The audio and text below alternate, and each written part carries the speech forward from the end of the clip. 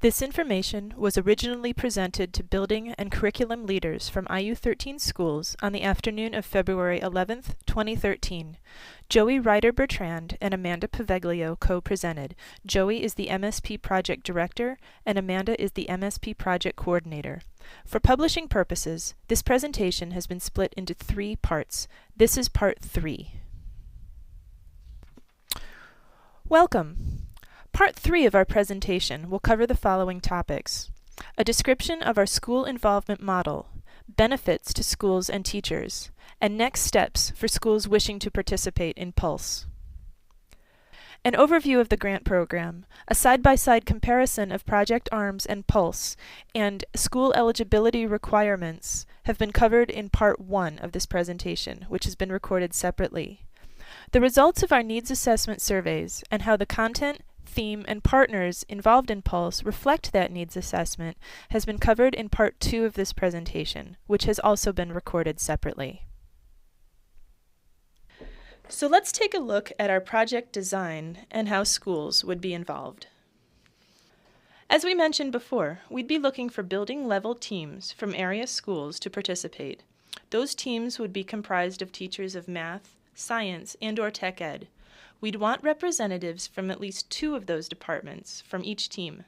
We know that some area schools do not have tech ed departments, so in those cases, we'd be looking for math and science teachers. At a minimum, a team should be 3 people.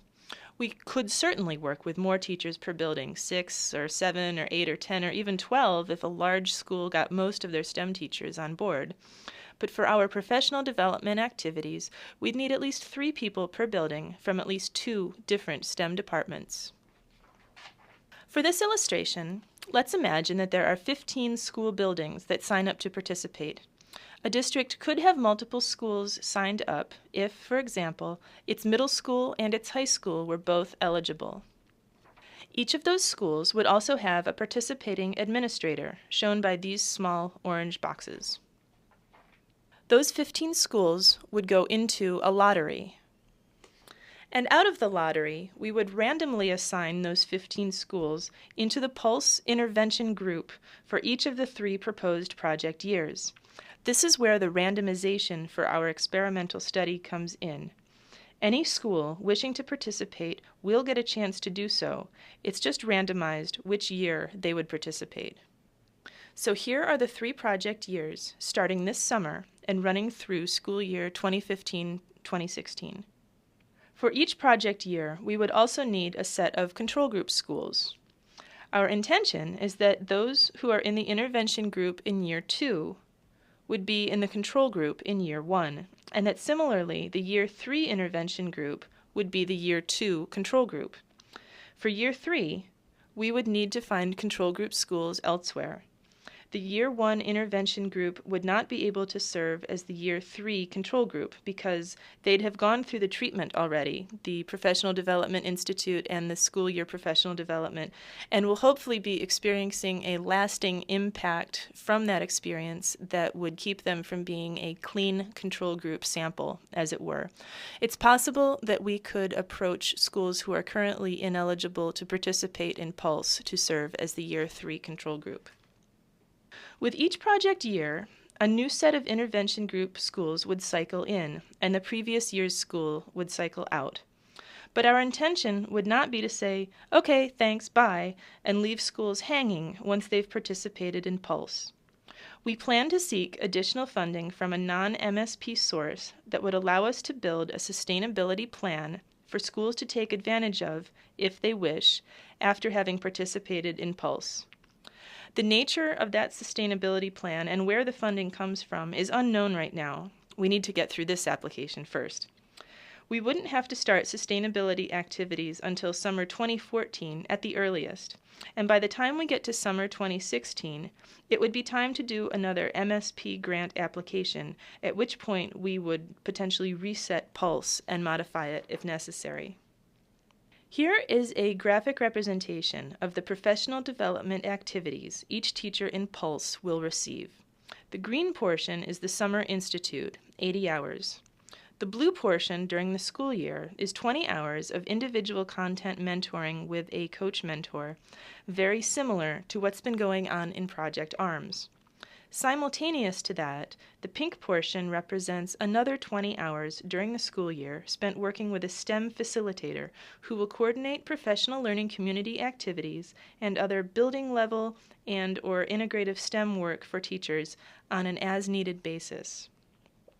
The orange wedges represent 3 pull-in days where participating teachers would come to the IU for focused professional development in various STEM pedagogy topics.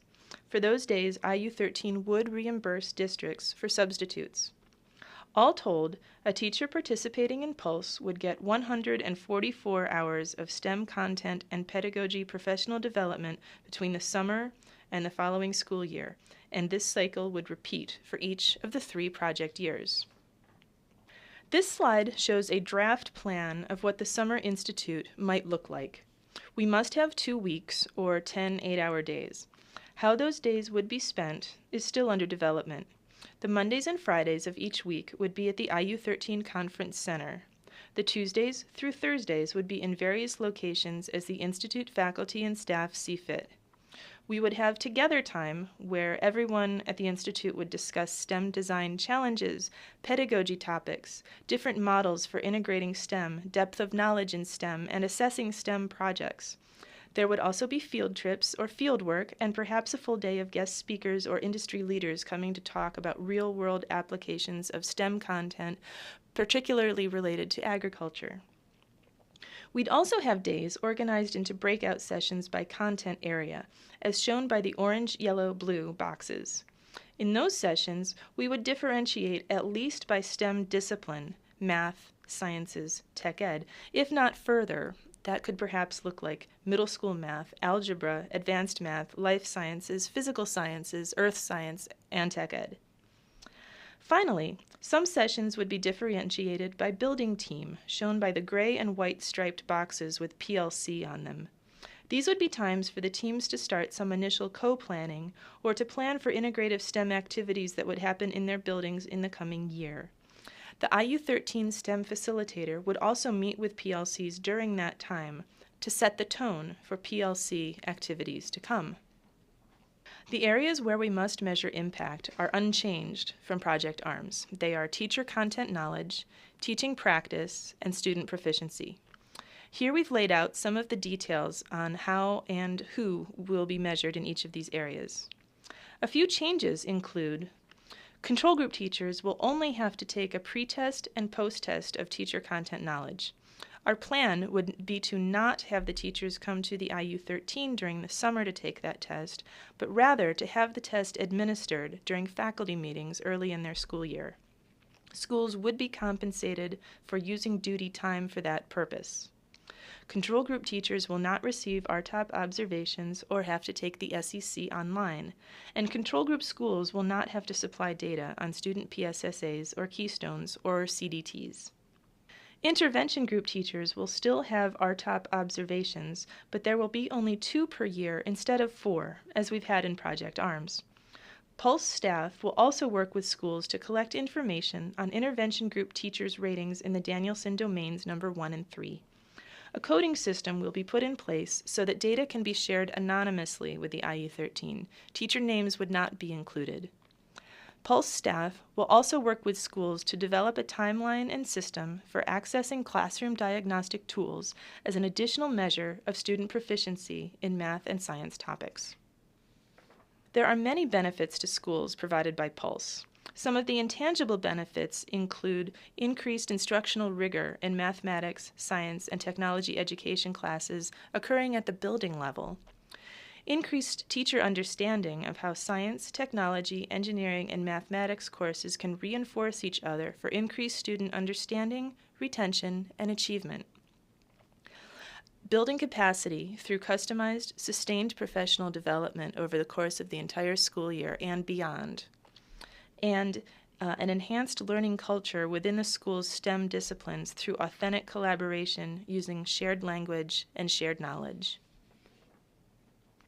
In terms of tangible benefits to schools and teachers participating in Pulse, Schools will receive maximum benefit from participating in the control group in years 1 or 2 and the intervention group in years 2 or 3.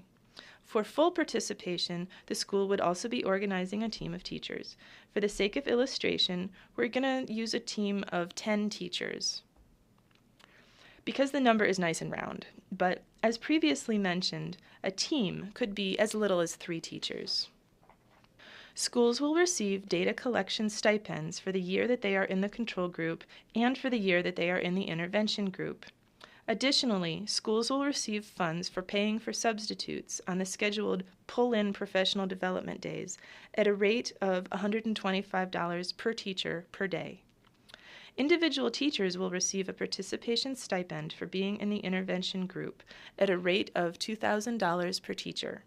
Additionally, each intervention group teacher will also receive 3 graduate credits from Lebanon Valley College, valued at a total of $1,530.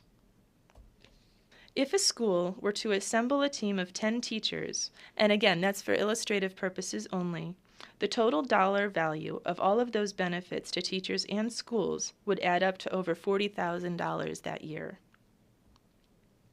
Also, schools would receive a year's worth of instructional coach mentoring, support from Elizabethtown College Science in Motion, and facilitation of a STEM professional learning community in their building, all at no cost to that school.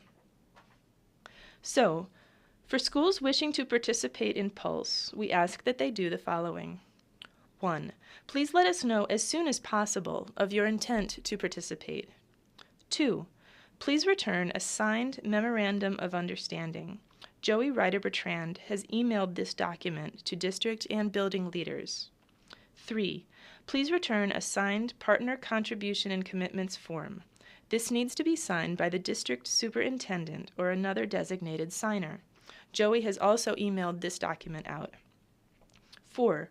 Circulate and collect signatures on a Teacher Assurances form or teacher sign-up sheet, and return that document to us as well. Please let teachers know that signing up is non-binding. If they find themselves unable to participate once it is determined which year they will be in the intervention group, there is no penalty for withdrawing. For that reason, please encourage teachers who are even only moderately interested to sign up. 5. If you are in a non-public school, there is an additional form called a non-public certification form that must be returned to us regardless of your desire to participate. The purpose of this form is to demonstrate that you received information about this grant opportunity. We ask that all of this paperwork be returned to Joey at the IU13 by Thursday, February 28th. When you have questions, and we are sure you will, please do not hesitate to contact Joey or Amanda via phone or email. There is also a dedicated wiki site, iu13pulse.wikispaces.com, where news and announcements of the development of this grant will be posted. All 3 recorded parts of this presentation can be accessed there. Please use this site as an additional resource for any questions you may have. Thank you for watching, and we look forward to hearing from you. Have a great day.